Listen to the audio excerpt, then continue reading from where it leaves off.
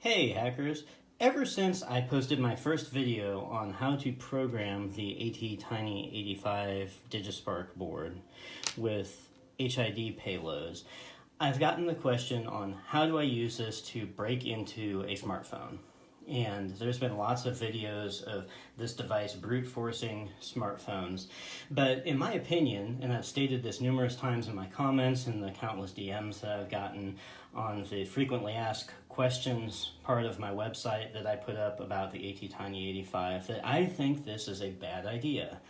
Modern smartphones are highly resistant to just straight brute force attacks like this. For instance, my Pixel 3, I had this plugged in a while ago and had already tried to take a run at several passwords, but let's just try a password. And you'll see you have incorrectly typed your PIN 14 times. Try again in 30 seconds. After 10 tries, this puts a 30-second delay between every single password attempt that you try to throw at it. And that's going to take forever to crack a 4-digit PIN, a 5-digit PIN, a 6-digit PIN. You're just not going to crack it in any reasonable amount of time with one guess every 30 seconds. So it's impractical to try to brute force a Pixel 3.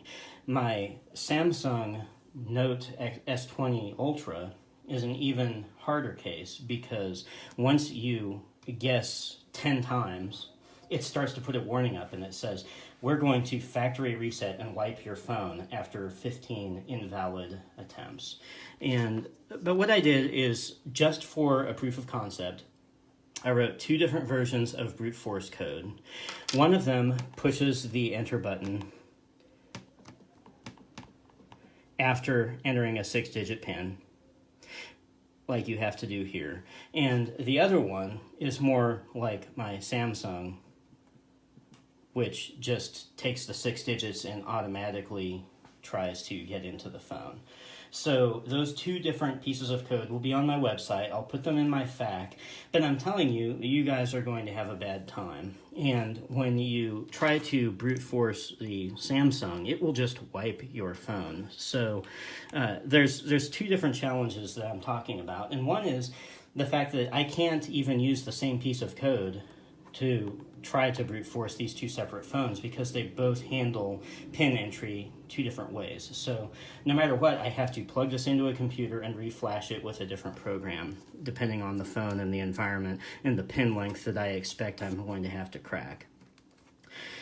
The second challenge is there is a serious risk of accidentally, inadvertently wiping my phone. So we're going to see us enter some pins here. And you'll see it try several pins. And now it says try again in 27 seconds, right? So we've got a 30-second delay on our phone at this point. And again, it's going to let you enter the first 5 tries and then the second 5 tries. But after that, it's going to do the same thing where it's 30-second delay between each pin. The other problem that I've talked about is the fact that this has no way of knowing when it gets the correct PIN. It's just going to keep throwing 6 digits, 6 digits, 6 digits at the phone.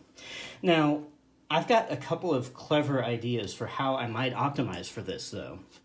The other one problem also is, even if it did know the PIN, it doesn't really have a way to tell you what the PIN is. There's no display here or anything like that. But a clever idea how I might optimize for this would be to attach a light sensor to one of these GPIO pins and tape it down to the screen someplace that I know is going to look a different brightness level than the screen looks when the invalid lock screen comes up.